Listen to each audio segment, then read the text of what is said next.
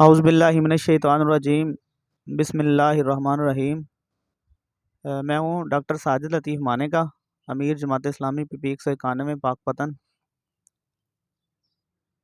कि मोहम्मद से वफ़ा तूने तो हम तेरे हैं, कि मोहम्मद से वफ़ा तूने तो हम तेरे हैं,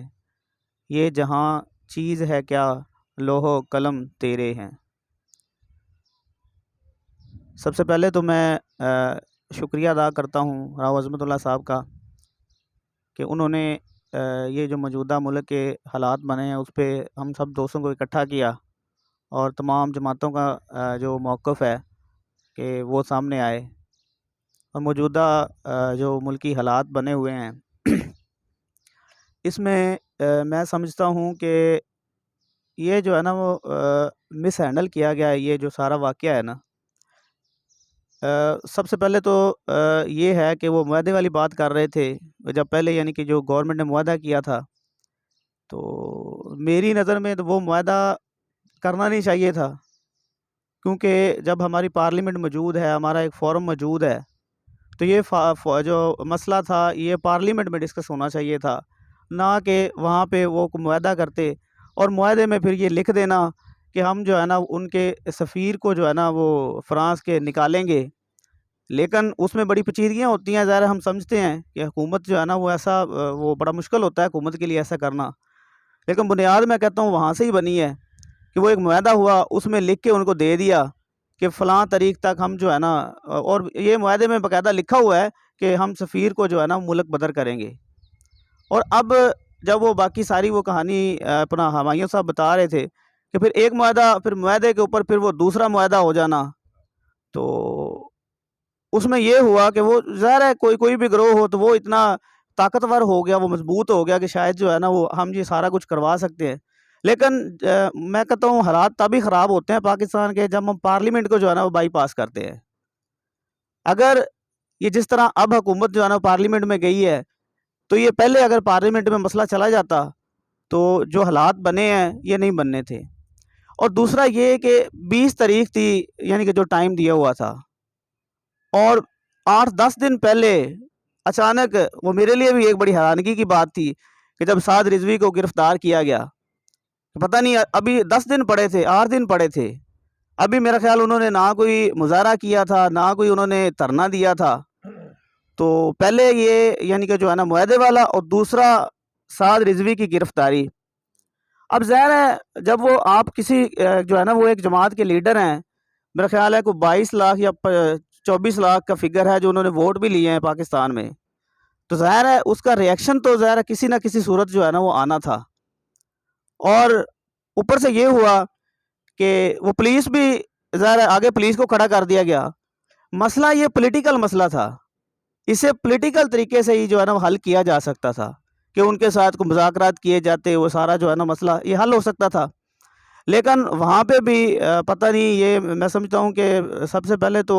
पंजाब गवर्नमेंट जो है ना वो इसमें मुझे कहीं नज़र नहीं आई, क्योंकि लाहौर में हो रहा था, ये पहली ज़िम्मेदारी जो है ना पंजाब गवर्नमेंट की थी। तो पंजाब गवर्नमेंट तो बिल्कुल जो है ना वो इसमें मंज़र से गायब थी, और सारा कुछ जो हो रहा था वो यानी कि जो है ना वो वज़ीर दाखिला वो सारा वो उधर से ही हो रहा था। और दूसरा ये जो कुछ मुल्क में हुआ इसकी मैं मज़म्मत भी करता हूँ, दोनों तरफ से जो हुआ, क्योंकि इसका जो है ना हमारा मुल्क जो है ना मुतहम्मिल नहीं हो सकता। और दूसरी बात मैं समझता हूँ कि हमें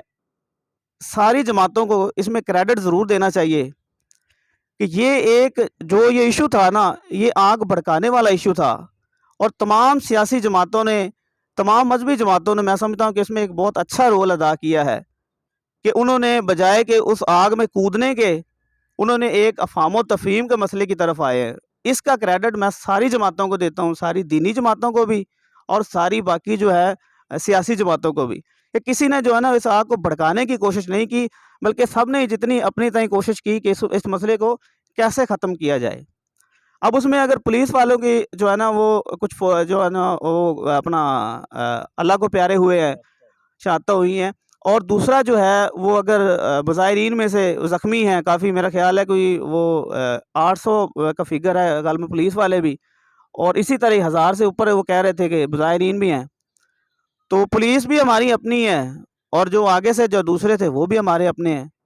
और दूसरा, ये जो असला हमारे मुजाहिरीन के ऊपर, हमारी आवाम के ऊपर इस्तेमाल किया गया है, ये ज़ाहिर है हमारे और आपके टैक्स से ये सारा कुछ जो है ना वो होता है। तो ये चीज़ें जो है ना, और दूसरा कि वज़ीर आज़म साहब का शुरू से एक मौक़िफ़ रहा है। जिस तरह अफ़गानिस्तान का मसला हमने देखा, तो इमरान खान साहब बहुत बड़े हामी थे कि ये मसला गोली से हल नहीं होगा, ये मसला डायलॉग से हल होगा। इसी तरह ही कश्मीर का मसला है, तो वज़ीर आज़म साहब बारहा उसमें भी कहते हैं कि ये मसला यानी कि डायलॉग से ही हल होगा, गोली से नहीं होगा। लेकिन मुझे बड़ी हैरानगी हुई कि जब ये अपने मुल्क के लोग आपस में लड़ रहे थे, तो उस वक़्त जो है ना वो पता नहीं, वो डायलॉग वाला जो है ना वो सिलसिला, वो पता नहीं किधर चला गया था। हालाँकि यहाँ पे जितनी ये जो है ना वो पहले वाक़यात हो चुके हैं, सानिया मॉडल टाउन हुआ है, सानिया बल्दिया टाउन हुआ था अपना कराची में, बहुत सारे सानियात हो चुके हैं। मैं समझता हूँ अब सारी क़यादत को एक पेज पे इकट्ठा होना चाहिए, और इस तरह के जो वाक़यात रूनमा बार-बार होते हैं, ये नहीं होने चाहिए। अब हम इसके जो है ना वो मुतहम्मिल नहीं हो सकते। तो पाकपतन के हवाले से जिस तरह बाकी दोस्तों ने बताया कि पाकपतन में भी हम सारे बड़े पुरअमन लोग हैं, और ये मेरा ख़्याल है पाकपतन में शायद धरना तो इधर भी उन्होंने दिया था, लेकिन कोई ऐसा मसला नहीं बना जिस तरह जो है ना वो दूसरी जगह पे बने हैं। तो हमें सब मिल-जुल कर पाकपतन की जो है ना वो अमन के लिए, पाकपतन में अमन कायम करने के लिए हमें अपना किरदार अदा करना होगा। तो एक दफ़ा फिर मैं तमाम दोस्तों का शुक्रिया अदा करता हूँ